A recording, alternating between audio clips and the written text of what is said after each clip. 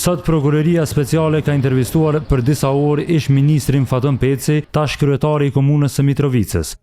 Nga Prokuroria Speciale kanë konfirmuar për Gazetën Nacionale se Faton Peci është intervistuar në cilësinë e të pandehurit në rastin e granteve, rast ky i cili është në trajtim nga Prokuroria Speciale e Republikës së Kosovës.